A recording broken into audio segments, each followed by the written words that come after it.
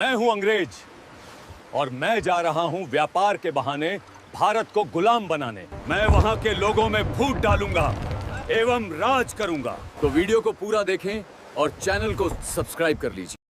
जरा सोचिए, बस एक पल के लिए अपनी आंखें मूंद लीजिए और उस दौर की कल्पना कीजिए। एक ऐसा देश जिसके खेत सोना उगलते थे, जहां के कारीगरों की उंगलियों में वो जादू था कि दुनिया हैरान रह जाती थी। एक ऐसा मुल्क जो पूरी दुनिया की अर्थव्यवस्था का 25% हिस्सा अकेले अपने दम पर चलाता था। दुनिया इसे आदर और लालच से सोने की चिड़िया कहती थी। ये वो जमीन थी जहां दुनिया फतेह करने निकले सिकंदर के हौसले भी टूट गए थे, जहां मोहम्मद गौरी जैसे हमलावरों को भी इस मिट्टी पर कब्जा करने के लिए 17 बार मौत से टकराना पड़ा था, जहां मुगलों को भी अपनी जड़ें जमाने में सदियां लग गई थीं। लेकिन सोचिए, जिस देश को बड़ी बड़ी फौजें और तलवारें नहीं झुका पाईं, उसे समुंदर पार से आए कुछ व्यापारियों ने इतनी जल्दी अपना गुलाम कैसे बना लिया। लेकिन फिर समुंदर की लहरों को चीरते हुए व्यापार के भेष में कुछ सौदागर आए। उनके एक हाथ में तराजू था, लेकिन उनकी आंखों में छिपी थी एक प्यासी तलवार। उन्होंने हमारे मसाले नहीं खरीदे, उन्होंने हमारे जमीर का सौदा किया और देखते ही देखते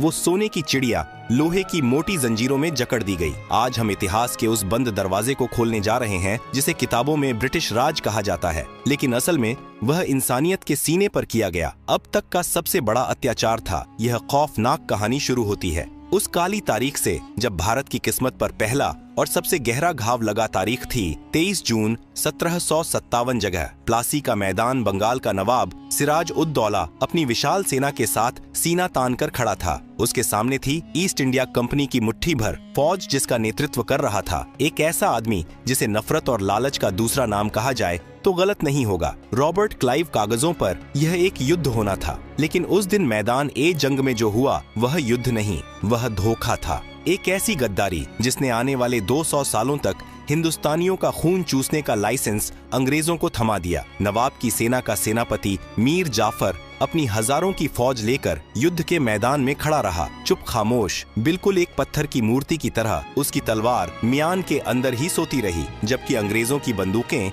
नवाब के वफादार सिपाहियों के सीने छलनी कर रही थीं। जानते हैं क्यों? क्योंकि रॉबर्ट क्लाइव ने मीर जाफर के कानों में सत्ता का जहर घोल दिया था। नवाब को मरवा दो और बंगाल का अगला नवाब मैं तुम्हें बनाऊंगा। उस एक लालच ने, उस एक गद्दारी ने पूरे हिंदुस्तान का सौदा कर दिया। सिराज उद दौला हारे पकड़े गए और बेहद बेरहमी से उनका कत्ल कर दिया गया। लेकिन दोस्तों, असली कहानी जंग के बाद शुरू होती है। असली लूट का खेल अब शुरू होने वाला था। प्लासी की जीत के बाद रॉबर्ट क्लाइव जब मुर्शिदाबाद, उस समय बंगाल की राजधानी के शाही खजाने में दाखिल हुआ तो उसकी आंखें फटी की फटी रह गईं। उसने अपनी डायरी में लिखा था कि वह हीरे जवाहरात और सोने के ढेरों के बीच चल रहा था। उस वक्त लंदन शहर की जो कुल दौलत थी, उससे कई गुना ज्यादा दौलत अकेले बंगाल के एक खजाने में पड़ी थी। और फिर शुरू हुआ संपत्ति का महानिकास। अंग्रेजों ने शराफत का नकाब उतार फेंका। उन्होंने मीर जाफर को गद्दी पर बिठाया, लेकिन वह सिर्फ नाम का नवाब था। एक कठपुतली असली लगाम कंपनी के हाथ में थी। सबसे पहले उन्होंने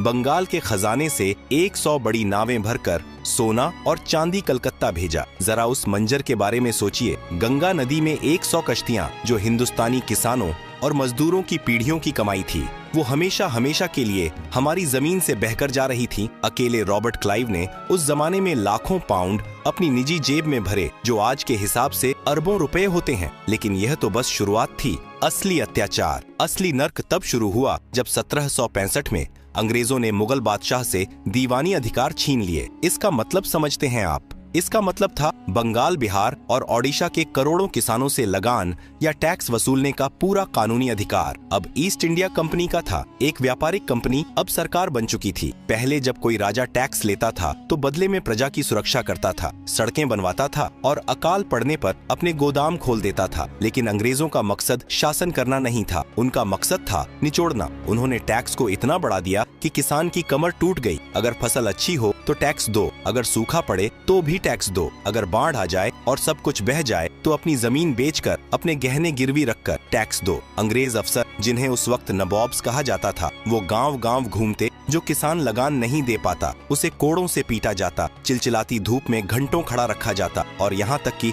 उसके बच्चों को गुलामी के लिए बेच दिया जाता। जहाँ पहले किसान अपनी फसल का 10% हिस्सा राजा को देता था, अब अंग्रेज 50% से ज्यादा छीन रहे थे। पैसा गंगा के किनारे से निचोड़ा जाता और टेम्स नदी लंदन समंदर के किनारे निचोड़ दिया जाता। बंगाल, जिसे कभी जन्नत ए निशान राष्ट्रों का स्वर्ग कहा जाता था, अब एक कब्रिस्तान में बदलने लगा था। खेत सूख रहे थे, चेहरे मुरझा रहे थे, लेकिन कंपनी की तिजोरी का पेट नहीं भर रहा था। लेकिन दोस्तों, अत्याचार की हद तो तब पार हुई जब कुदरत ने भी हिंदुस्तान से मुंह मोड़ लिया और अंग्रेजों ने इंसानियत का गला घोंट दिया। मैं बात कर रहा हूँ 1770 के उस खौफनाक मंजर की जब जिंदा लोग मुर्दों का मांस खाने पर मजबूर हो गए थे। दुनिया का सबसे बड़ा मानव निर्मित अकाल हिंदुस्तान के दरवाजे पर दस्तक देने वाला था। एक ऐसा दौर आने वाला था जहाँ माएं अपने बच्चों को नदी में बहा देंगी क्योंकि उनके पास खिलाने को एक दाना नहीं होगा। और उस वक्त, उस दर्दनाक वक्त में जब लोग तड़प रहे थे, अंग्रेज अफसर क्या कर रहे थे? वो अपनी शराब के जाम टकरा रहे थे और लगान की दरें और बढ़ा रहे थे।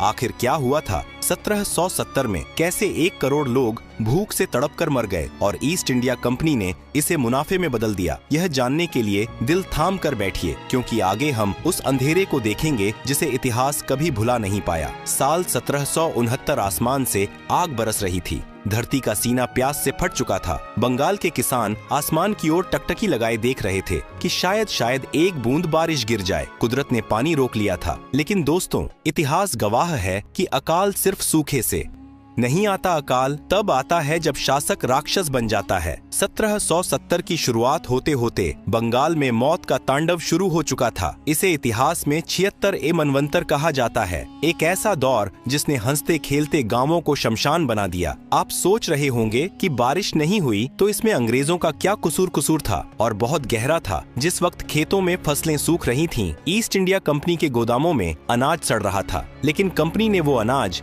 अपनी भूखी प्रजा को देने के बजाय उसे ऊंचे दामों पर बेचना शुरू कर दिया। उन्होंने चावल को सोने से भी महंगा कर दिया। अंग्रेजों ने एक नियम बनाया, कोई भी किसान अपने लिए अनाज नहीं बचाएगा, पहले कंपनी का लगान चुकाया जाएगा। सोचिए उस किसान की बेबसी जिसके घर में बूढ़े माँ बाप भूख से तड़प रहे हैं, बच्चे एक मुट्ठी चावल के लिए रो रहे हैं, और अंग्रेज सिपाही उसके घर से वो आखिरी मटका भी छीन कर ले जा रहे हैं जिसमें उसने अगले साल के लिए बीज बचा कर रखे थे। जब अकाल अपने चरम पर था, जब मुर्शिदाबाद और बिहार की सड़कों पर लाशें बिछी थीं, तब ईस्ट इंडिया कंपनी ने क्या किया? क्या उन्होंने मदद के लिए लंगर लगाई? नहीं, उन्होंने उस साल लगान को 10% और बढ़ा दिया। जी हाँ, आपने सही सुना। जहाँ लोग मर रहे थे, वहाँ कंपनी ने अपनी तिजोरियां भरने के लिए मरे हुए लोगों से भी टैक्स वसूलने की कसम खा ली थी। अंग्रेजों का तर्क था, अगर तुम्हारे पड़ोसी मर गए हैं तो उनकी जमीन का लगान अब तुम भरोगे। यह इंसानियत की हत्या नहीं तो और क्या थी? इतिहासकार विलियम हंटर ने अपनी किताब में लिखा है कि वो मंजर इतना खौफनाक था कि जिंदा लोग मुर्दों का मांस खाने पर मजबूर हो गए थे।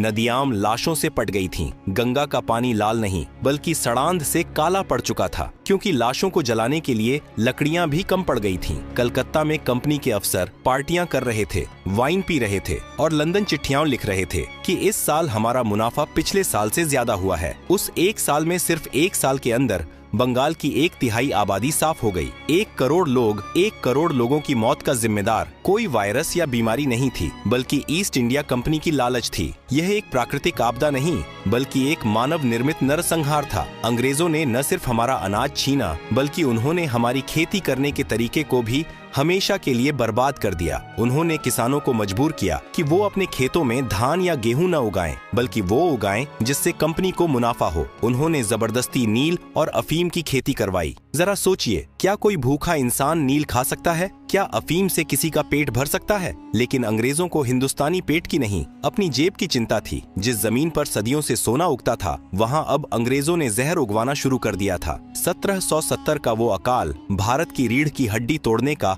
पहला बड़ा हथौड़ा था। बंगाल, जो कभी इतना समृद्ध था कि पूरी दुनिया को कपड़ा और अनाज बेचता था, अब खुद भीख मांगने पर मजबूर हो गया था। लेकिन दोस्तों, यह तो सिर्फ कृषि की बर्बादी थी। अंग्रेजों की भूख अभी शांत नहीं हुई थी। अब उनकी नजर थी भारत के उस हुनर पर, उस उद्योग पर जिसके सामने ब्रिटेन की फैक्ट्रियां धूल चाटती थीं। मैं बात कर रहा हूं भारत के कपड़ा उद्योग की। आगे हम देखेंगे एक ऐसा क्रूर सच जिसे सुनकर आपकी रूह कांप जाएगी। कैसे ढाका की मलमल बनाने वाले बुनकरों के अंगूठे काट दिए गए, कैसे अंग्रेजों ने भारत के करघों को तोड़कर उसे लोहे की मशीनों का गुलाम बना दिया। तैयार हो जाइए आगे के भाग के लिए, जहां हम देखेंगे हुनर का कत्ल और उद्योगों की मौत। दोस्तों, एक वक्त था जब रोम की राजकुमारियां हों या मुगल रानियां, सबकी पहली पसंद एक ही थी, ढाका की मलमल। हमारे बंगाल के कारीगरों के हाथों में वो जादू था कि वो हवा को भी गांठ बांध सकते थे। कहा जाता है कि 6 गज लंबी पूरी साड़ी एक छोटी सी अंगूठी के बीच से निकल जाती थी। दुनिया इसे बुनी हुई हवा कहती थी। 18वीं सदी तक दुनिया भर में जितना भी कपड़ा बिकता था, उसका 25% हिस्सा भारत से जाता था। यूरोप के बाजारों में भारतीय कपड़ों की दीवानगी थी। ब्रिटेन के कारखाने बंद होने की कगार पर थे, क्योंकि कोई भी अंग्रेज भारत के रेशम और कॉटन के सामने अपना मोटा और खुरदुरा कपड़ा नहीं पहनना चाहता था। यही बात अंग्रेजों को चुभ गई। उन्हें समझ आ गया था कि जब तक भारत के कारीगर जिंदा हैं, मैनचेस्टर की मिलें कभी मुनाफा नहीं कमा पाएंगी। और फिर उन्होंने वो फैसला लिया जो इतिहास के माथे पर कलंक बन गया। ईस्ट इंडिया कंपनी ने तय किया कि भारत को अब कपड़ा बेचने वाला नहीं, बल्कि कपड़ा खरीदने वाला देश बनाया जाएगा। सबसे पहले उन्होंने शुल्क की दीवार खड़ी की। अगर भारत का कोई व्यापारी अपना कपड़ा ब्रिटेन में बेचना चाहता तो उसे 80% तक टैक्स देना पड़ता था। यानी हमारा कपड़ा वहाँ इतना महंगा कर दिया गया कि कोई खरीद ही न सके। लेकिन अगर ब्रिटेन का मशीन से बना कपड़ा भारत आता तो उस पर 0% टैक्स था। इसे उन्होंने नाम दिया मुक्त व्यापार। लेकिन यह सिर्फ अंग्रेजों के लिए मुक्त था, भारतीयों के लिए यह मौत का व्यापार था। लेकिन भारतीय कारीगरों का हुनर इतना पक्का था कि इतना टैक्स लगने के बाद भी लोग भारतीय कपड़ा ही मांग रहे थे। जब अंग्रेजों से बराबरी नहीं की गई तो उन्होंने बर्बादी का रास्ता चुना। लोक कथाओं और कुछ ऐतिहासिक दस्तावेजों में एक ऐसा सच छिपा है जिसे सुनकर रूह कांप जाती है। कहा जाता है कि जो बुनकर कंपनी के लिए काम करने से मना करते थे या जो अपना हुनर किसी और को सिखाते थे, अंग्रेज सिपाही उनके अंगूठे काट दिया करते थे। सोचिए उस दर्द को। एक कलाकार जिसकी पूरी दुनिया उसकी उंगलियों में बसी है, उसके हाथ को ही बेकार कर दिया गया ताकि वो दोबारा कभी वो जादुई कपड़ा न बुन सके। कंपनी के गुमश्ता गांवों में जाते, बुनकरों के करघे तोड़ देते, उनके घरों में आग लगा देते और उन्हें पीटा जाता। मकसद सिर्फ एक था, भारतीय उद्योग की रीढ़ की हड्डी तोड़ना। नतीजा क्या हुआ? जो भारत सदियों से दुनिया को कपड़ा पहनाता था, अब वो खुद नंगा हो गया था। हमारे ही खेतों से कपास कौड़ियों के दाम पर खरीदकर जहाज में भरकर ब्रिटेन भेजा जाता। वहां मैनचेस्टर की फैक्ट्रियों में उससे कपड़ा बनता और वही कपड़ा वापस लाकर भारतीयों को ही 10 गुना दामों पर बेचा जाता। 1834 में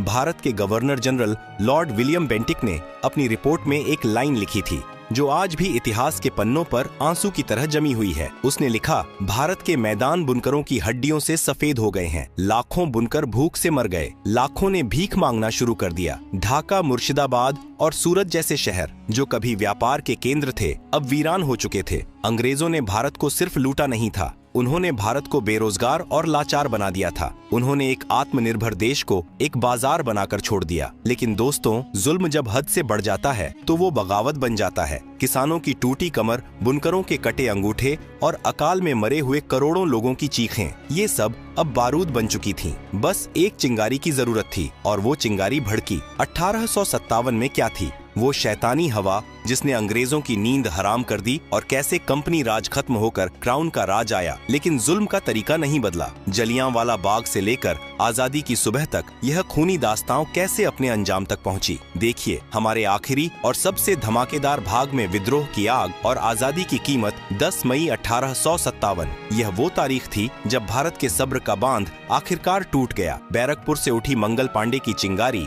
अब एक ज्वालामुखी बन चुकी थी। मेरठ से लेकर दिल्ली तक और झांसी से लेकर कानपुर तक हर जुबान पर बस एक ही नारा था, अंग्रेजों भारत छोड़ो। किसानों ने अपने हल छोड़ दिए और तलवारें उठा लीं। जिन बुनकरों के हाथ काट दिए गए थे, उन्होंने भी ईंट पत्थर उठा लिए। पहली बार हिंदू और मुसलमान कंधे से कंधा मिलाकर उस सफेद शैतान के खिलाफ खड़े थे। लेकिन दोस्तों, अंग्रेजों ने इस विद्रोह का जवाब जिस बर्बरता से दिया, उसे इतिहास में द डेविल्स विंड कहा जाता है। अंग्रेज जनरलों ने आदेश दिया था, दया मत दिखाओ, हर वो शख्स जो बागी लगे उसे खत्म कर दो। उन्होंने विद्रोह को कुचलने के लिए क्रूरता की सारी हदें पार कर दी। पकड़े गए विद्रोहियों को तोपों के मुंह पर बांध दिया जाता और फिर तोप चला दी जाती। इंसान के शरीर के चिथड़े हवा में बिखर जाते। यह सिर्फ मौत नहीं थी, यह एक संदेश था ताकि आने वाली पीढ़ियां बगावत का नाम न लें। इतिहासकार बताते हैं कि ग्रैंड ट्रंक रोड पर मीलों तक ऐसा कोई पेड़ नहीं बचा था जिस पर किसी हिंदुस्तानी की लाश न लटकी हो। हजारों गांवों को आग लगा दी गई, जिसमें बूढ़े, बच्चे और औरतें जिंदा जल गए। 1857 में खून की नदियां बहने के बाद लंदन में बैठी महारानी विक्टोरिया को लगा कि ईस्ट इंडिया कंपनी अब भारत को नहीं संभाल सकती। 1858 में कंपनी का राज खत्म कर दिया गया और भारत की बागडोर सीधे ब्रिटिश ताज के पास आ गई। अंग्रेजों ने कहा, अब हम भारत का भला करेंगे, लेकिन क्या सच में भला हुआ नहीं? लुटेरा बदल गया था, लेकिन लूटने का तरीका वही था, बल्कि अब लूट और व्यवस्थित हो गई थी। अंग्रेजों ने रेलवे बनाई, लेकिन भारतीयों के सफर के लिए नहीं, बल्कि इसलिए ताकि भारत के कोने कोने से अनाज और कच्चा माल जल्दी से जल्दी बंदरगाहों तक पहुंचाया जा सके और ब्रिटेन भेजा जा सके। और फिर आया 20वीं सदी का वो काला दिन, जिसने साबित कर दिया कि अंग्रेजों के दिल में पत्थर धड़कता है। 13 अप्रैल 1919 जलियांवाला बाग, अमृतसर बैसाखी का दिन था। हजारों निहत्थे लोग, जिनमें औरतें और नन्हे बच्चे भी थे, शांति से सभा कर रहे थे। तभी वहां एक अंग्रेज अफसर आया, जनरल डायर। उसने बाग से बाहर निकलने का एकमात्र संकरा रास्ता अपने सैनिकों से बंद करवा दिया। उसने भीड़ को चेतावनी नहीं दी, उसने हटने को नहीं कहा, उसने बस एक शब्द कहा, गोली चलाओ। 10 मिनट तक लगातार 1650 राउंड गोलियां चलीं। जब तक सैनिकों की गोलियां खत्म नहीं हो गईं, वो नहीं रुके। जमीन खून से लाल हो गई थी। लोग जान बचाने के लिए वहाँ मौजूद कुएं में कूदने लगे। देखते ही देखते वो कुआं लाशों से भर गया। जनरल डायर ने बाद में बेशर्मी से कहा, मैं वहां सिर्फ लोगों को मारने नहीं गया था, मैं पूरे भारत को डराने गया था। लेकिन डायर भूल गया था कि मरे हुए लोगों का खून जिंदा लोगों के पसीने से ज्यादा ताकतवर होता है। जलियांवाला बाग की मिट्टी ने भगत सिंह और ऊधम सिंह जैसे इनकलाबियों को पैदा किया। आखिरकार 200 सालों की गुलामी, 45 ट्रिलियन डॉलर की लूट, करोड़ों अकाल मौतों और अनगिनत बलिदानों के बाद 15 अगस्त 1947 की सुबह आई। अंग्रेज चले गए, लेकिन वो अपने पीछे एक ऐसा देश छोड़ गए जो गरीबी से जूझ रहा था, जिसे उन्होंने टुकड़ों में बांट दिया था। आज जब हम एक आजाद हवा में सांस लेते हैं, तो हमें याद रखना चाहिए कि यह आजादी मुफ्त में नहीं मिली है। इसकी कीमत चुकाई है उन किसानों ने जो भूखे मरे, उन बुनकरों ने जिनके हाथ कटे, और उन वीरों ने जिन्होंने तोपों के सामने सीना तान दिया। उन्होंने हमें लूटा, हमें तोड़ा, हमें मिटाने की कोशिश की, लेकिन हम फिर खड़े हुए, क्योंकि वो हमारी दौलत ले जा सकते थे। हमारा हौसला नहीं, सोने की चिड़िया फिर से उड़ान भर रही है, और यह उड़ान अब कोई नहीं रोक सकता।